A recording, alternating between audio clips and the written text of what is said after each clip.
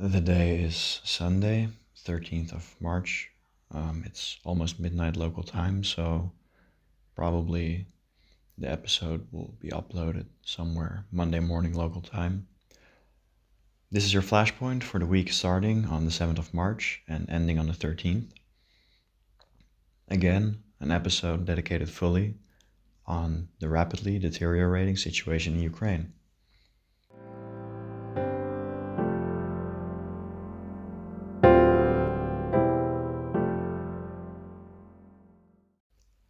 On Monday, the week started with Kiev accusing Russian shelling of preventing evacuation of civilians and delivery of aid. A third round of talks had resulted in small progress on evacuation logistics, according to Ukrainian spokespeople. Moscow, on the other hand, announced a temporary ceasefire and a plan to evacuate Ukrainians from several cities, mainly towards Russia and Belarus. Kiev rejected the proposal as immoral and said Ukrainian citizens should be allowed to evacuate to other parts of Ukraine.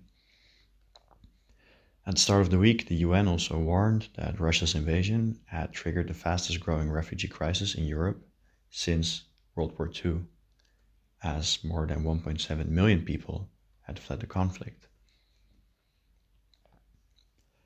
On Tuesday, the authorities of the Republic of Poland, after consultations between the president and the government, made public their readiness to deploy immediately and free of charge all their MiG-29 jets to the Ramstein Air Base in Germany and place them at the disposal of the government of the United States.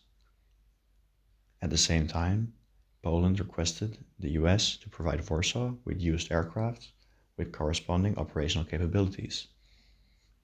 Poland was said to be ready to immediately establish the conditions of purchases of the planes. The intention of the move by the Polish government was to provide Ukraine with all of its MiG-29 jets in the battle against Russia. The Polish government also requested other NATO allies, owners of MiG-29 jets, to act in the same vein.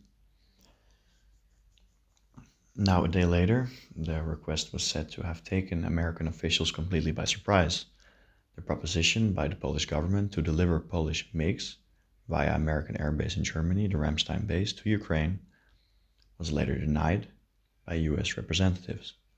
Washington, allegedly in conjunction with a number of NATO allies, worried that this move would lead to a further escalation in the war, the risk of drawing NATO further into the conflict, and could be perceived by Putin as a declaration of war. Now, in this 2-week-old war, it seems we have already reached a second ceiling for Western powers. First, not to get involved in the war. Second, not to provide this type of heavy armament.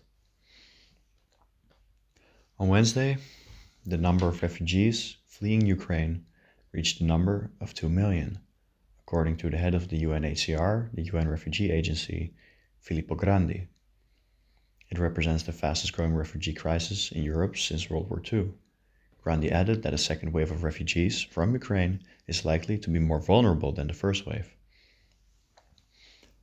He was quoted at a recent press conference in Oslo saying that if the war continues, we will start seeing people that have no resources and no connections.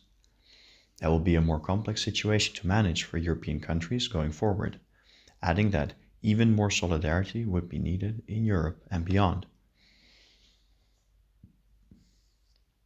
Ukrainian officials confirmed that the first safe corridor allowing the evacuation of civilians out of Sumy, northwest of Kharkiv, had been opened. The Russian Defense Ministry announced routes out of a total of 5 cities.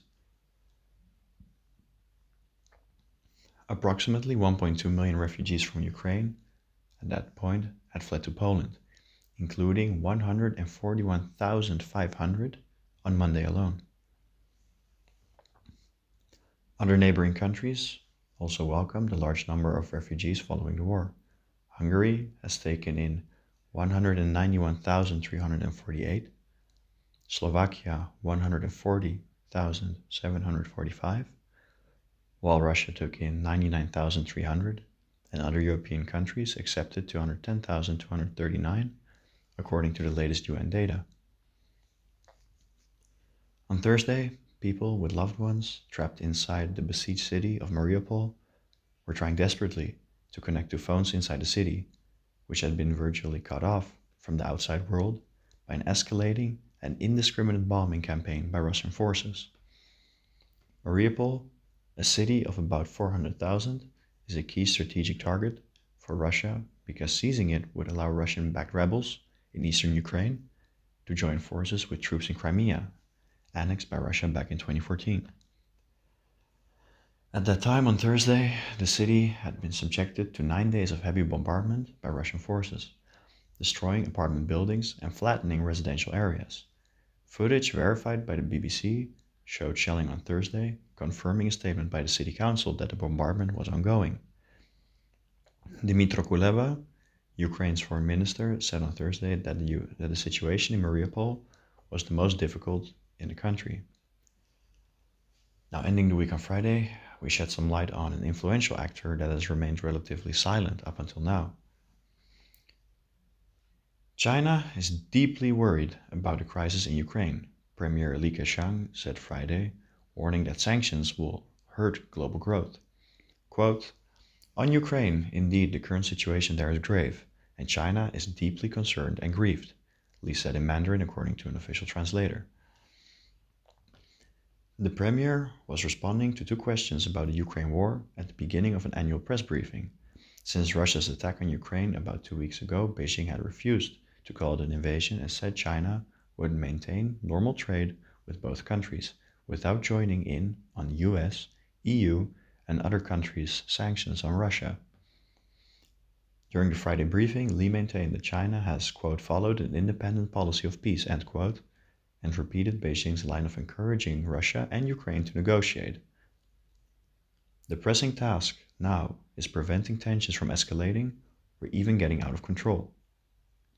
Li did not specifically say whether China would economically support Russia, but noted China supports, quote, all efforts that are conducive to a peaceful resolution of the crisis. Now, I planned to leave it at this for the week.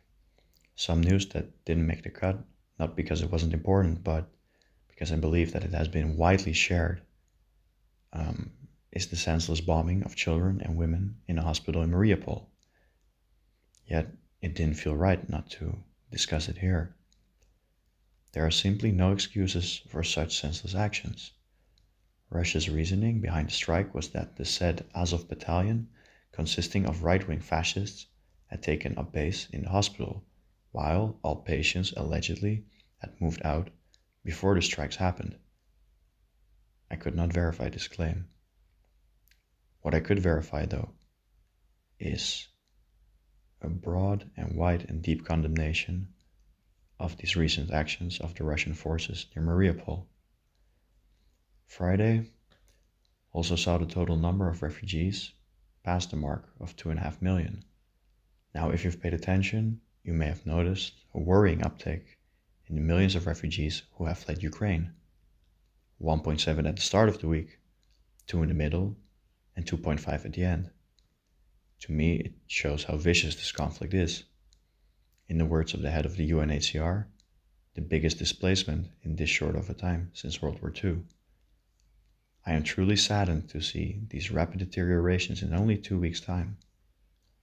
While it doesn't mean a lot, I wish all those people on the front line, whether defending one's homeland, trying to survive to see that special beloved one just one more time, or humanitarian volunteers working countless hours because they believe in a better world. I wish all these people the best of luck. Just because the situation is dire doesn't mean we should give up. It doesn't mean we shouldn't work to improve it, even if the steps forward seem to be made in quicksand and the steps backwards are feeling to be made with so much ease. This has been your Flashpoint for the week ending on March 13th. See you all next week.